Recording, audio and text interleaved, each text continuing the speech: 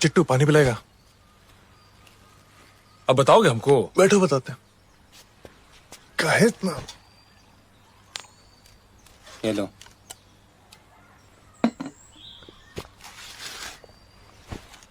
पानी पी के बताएगा।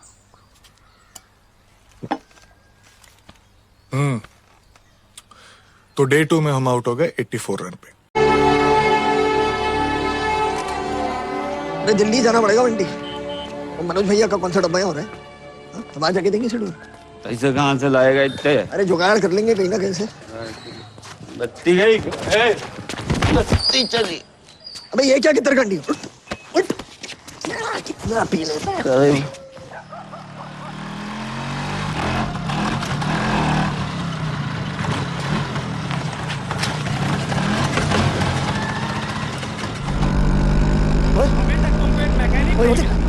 इतने साल से तुम ड्राइविंग कर रहे हो लेकिन एक छोटा सा काम नहीं कर पा रहे हो। नौकरी से निकाल देंगे तुमको हम। अरे भैया गाड़ी खराब हो गई क्या? हाँ तो अरे अरे अरे छोड़ दे अब आपको कहीं। अरे थैंक यू। अरे जब भर साले खोलू नीचे। सुन भागता क्यों? रोक। नहीं, वो मिलके बताते हैं ना तुमको हम। बात क्या है चिट्टू? वो 14 को प्रियंका का एक्सीडेंट हुआ था।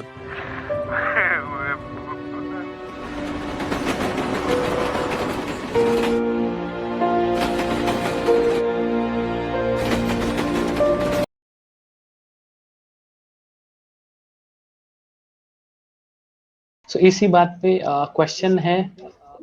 एक क्वेश्चन है, प्रवीण चौधरी हैं, वो ये पूछ रहे हैं कि जो जॉन इब्राहिम ने जब आपको बोला था कि ये नवाजुद्दीन सिद्दीकी, जब उन्होंने न्यूयॉर्क में एक बहुत छोटे से रोल में नवाजुद्दीन सिद्दीकी को देखा था और बोला था कि ये आगे चल के बहुत बड़ा बंदा बनने वाला है, ये एक्टिंग की दुनिया में अपने झंडे गाड़ने वाला है, सेम कॉम्प्लीमेंट आपको दिया, तो आपको कैसा फील हुआ? यार मैंने तो वो इंटरव्यू भी नहीं देखा था। मुझे किसी दूसरे लड़के ने मुझे वो भेजा, ठीक है। इंटरव्यू में उनकी तारीफ की हुई थी, तो एक दिन वो लाइव आए तो उसमें हाय हेलो की मैंने, तो फिर वो सडनली दिमाग नहीं कहाँ से चीजें आ गई। तो थोड़ी देर के लिए तो नर्वस हुआ मैं।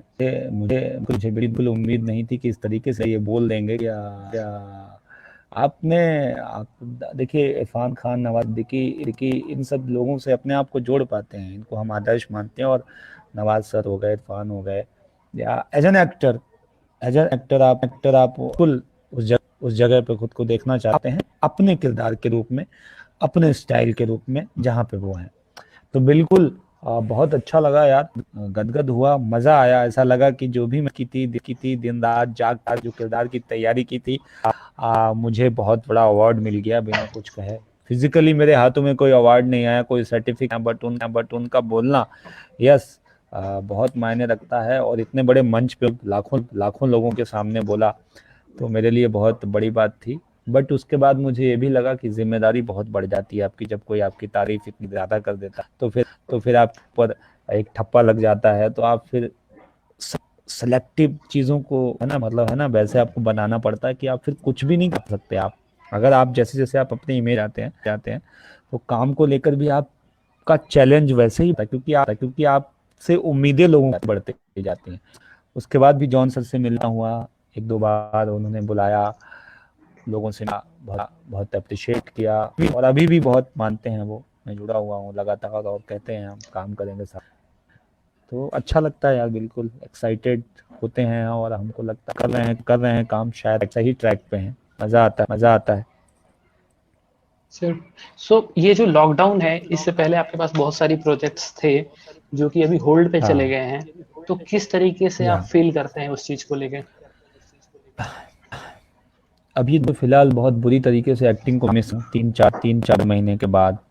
अभी वो जो मेरा एक रूटीन था वहाँ पे, वो बहुत मिस करता हूँ मैं। वहाँ पे प्रॉपर मेरा एक रूटीन था, रनिंग करना, एक्सरसाइज करना, फिर अपना जो है सारी चीज़, इंटरव्यूज वगैरह देखना, बहुत सारी चीज़ें हैं उनको मैनेज, रोज निकलना, लोगों से मीटिंग करना, कोशिश करना, अपील जो है उसको बढ़ाना, लोगों से बातचीत करना, किसी न किसी एक पर्सन से मिलने की कोशिश करना कि जो भी काम चल रहा है।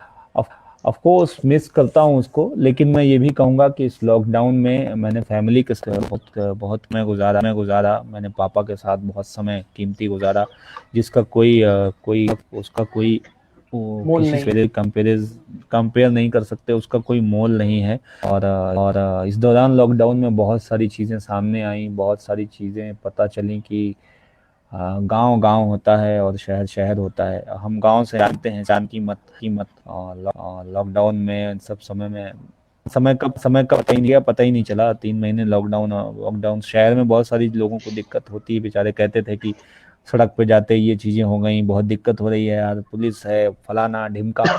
बट गांव में चीजें, क्योंकि घर खुले होते हैं, पेड़ पौधे हैं, तो बहुत सारी चीजें होती हैं जो आपके साथ समय गुजार जाते हैं, समय पता नहीं चलता है।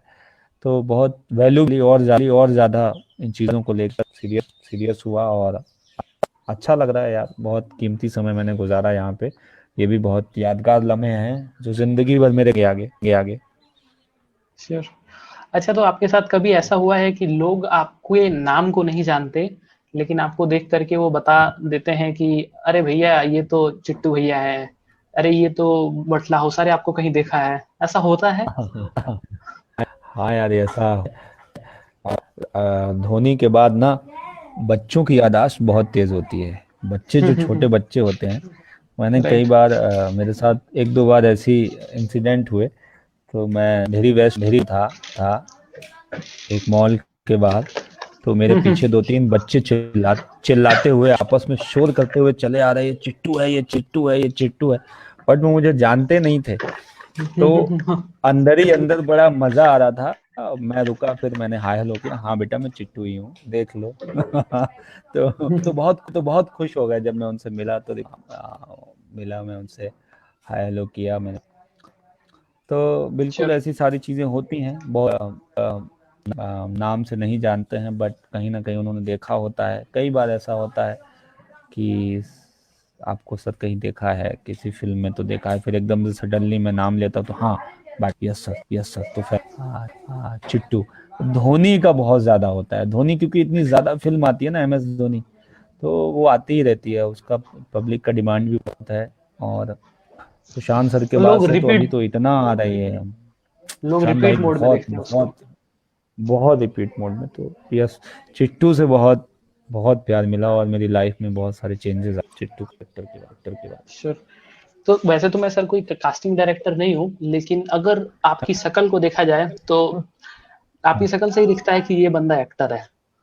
ऐसा हुआ है कभी आपके साथ? जो कोई आपको जानता नहीं है, लेकिन उसने बता दिया कि आप एक्टर हो गया। हाँ मतलब यार, कभी मार्केट में कुछ ऐसा होती बात, जब मेरा नेचर कैसा है ना, मैं बहुत जल्दी घुल मिल जाता हूँ और बहुत इजी रहता हूँ। बहुत जल्दी, हाँ मतलब बहुत ही मेरा बातचीत करने में बहुत सहज रहता हूँ मैं कहीं भी जाता हूँ। तो कई बार ऐसे कॉम्प्लीमेंट मिले कि तुम यार कुछ काम करते हो क्या, एक्टिंग लाइन से हो क्या, मतलब कुछ अलग लग रहा है, तुम कैसे बात कर रहे हो ऐसे। तो बहुत हुआ है ऐसा, कई बार ऐसा हुआ है, क्योंकि है ना अपना मेरा बहुत इजी, मैं लोगों को मिल जाता हूँ, बड़ी जल्दी मजाक शुरू कर देता हूँ, ह्यूमर थोड़ा निकलने लगता है अपने आप। कई बार ऐसा भी हुआ, अपोजिट किस्म के लोग मिल गए तो थोड़ा सा उनकी आंखें भौं भी तन गई कि ये मतलब इतना ज्यादा क्यों इजी हो रहा है, इतना कॉमिक वे में क्यों बात कर रहा है। तो मुझे कंट्रोल भी थोड़ा पड़ा। तो वो है, बट यस जरूर ऐसा हुआ है कई बार, लोग पहचाने हैं कि एक्टिंग लाइन से तुम तो यार उस तरीके से लग रहे हो, कुछ एक्टर तुम्हारी हरकतें कुछ वैसी लग रही हैं कुछ। बहुत ज्यादा नहीं, बट हुआ है। मैं आपको बहुत टाइम से जानता हूँ और बहुत टाइम से अपन फ्रेंड्स हैं, और मैं आपको फॉलो करता हूँ ऑलरेडी। तो एक किस्सा था जिसमें आप बता रहे थे कि आपके फॉलोअर्स ना होने की वजह से, या फिर आपकी सोशल मीडिया पे बहुत ज्यादा प्रेजेंस, पहले की बात है, अभी तो आपने बहुत अच्छी प्रेजेंस कर ली है, ना होने की वजह से भी आपको कहीं काम नहीं मिला ऐसा।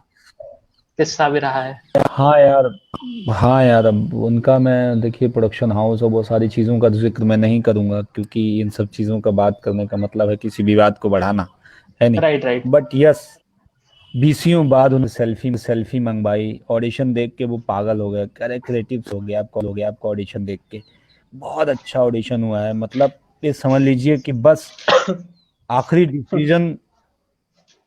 एक आखिरी डिसीजन उनका था, ओके। या जो भी सर या मैडम पब्लिक, है ना, एक लास्ट डिसीजन उनका था।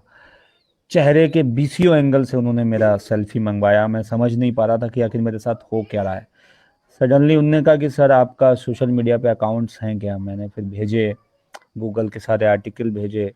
उस समय मेरे 1-2 हज़ार 4 हज़ार फॉलोअर होंगे इंस्टाग्राम पे, बहुत ज़्यादा नहीं थे। फेसबुक पे भी ऐसा फोटोशूट टाइप का मैं करवाता नहीं हूँ, कभी मैंने किया भी नहीं। अपने मोबाइल से ही कुछ भी गांव की तस्वीरें डाल देता हूँ, कोई भी तस्वीर डाल देता हूँ। मैं बहुत ज़्यादा इनकी परवाह नहीं करता कि कौन क्या कहेगा, ऐसा मेंटेन करने के लिए नहीं करता हूँ मैं।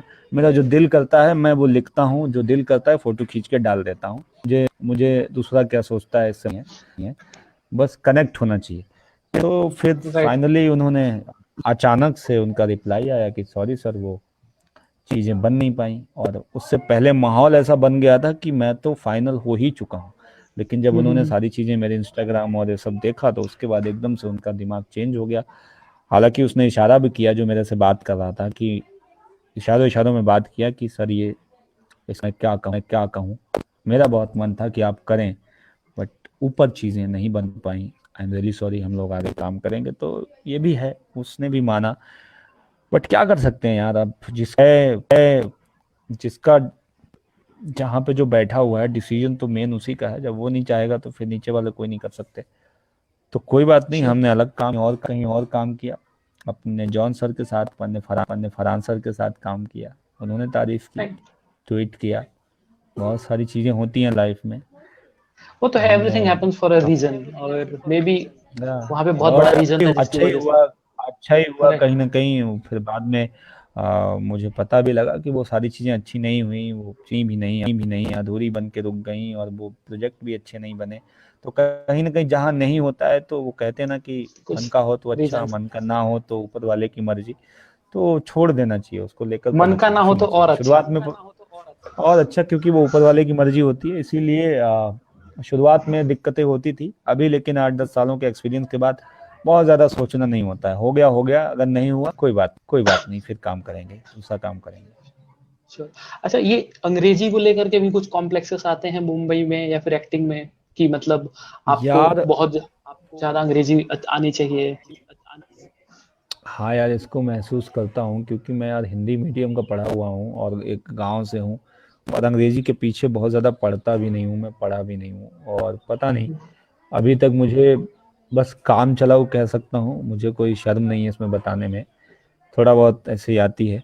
बट यस, जब 10 लोग इंग्लिश में बात कर रहे होते, अकेले बैठे होते, आपको वो एडजस्ट नहीं कर पाते हैं, वहाँ पे थोड़ी सी दिक्कत हो जाती है आपको, वहाँ पे दिक्कत हो जाती है। लेकिन मैं कहूँगा कि जो सही लोग हैं, जो बिल्कुल काम को पसंद करते हैं, जो हिंदी में बात करते हैं, वो बिल्कुल हिंदी में ही बात करते हैं और हिंदी में ही बात करते हैं। और हिंदी का मजा भी कुछ अलग है। अभी जो हम बात कर रहे हैं, दिल से बात कर रहे हैं। हाँ, तो मैं ये कहूँगा, मतलब मैंने जितना लोग मेरे साथ जुड़े हैं, अच्छे ही लोग जुड़े हैं, और वहाँ पे मुझे ऐसी कभी कोई दिक्कत नहीं महसूस हुई।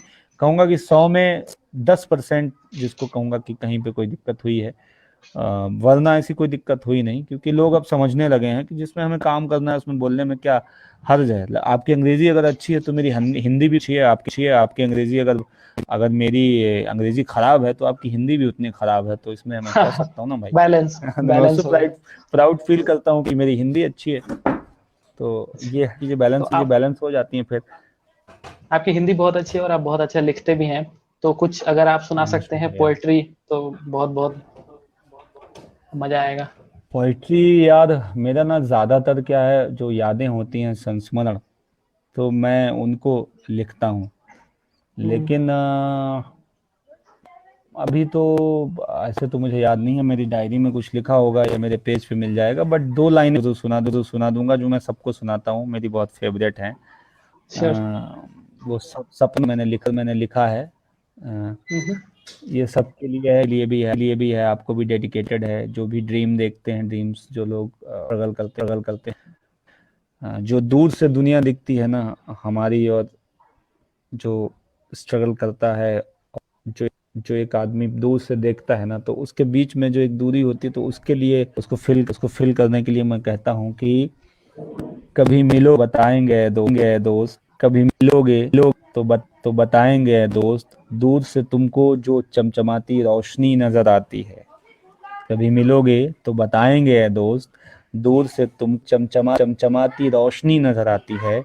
वो दरअसल मेरी राती आंखों के किनारे हैं, जहां अक्सर मेरे सपने टहलने आते हैं,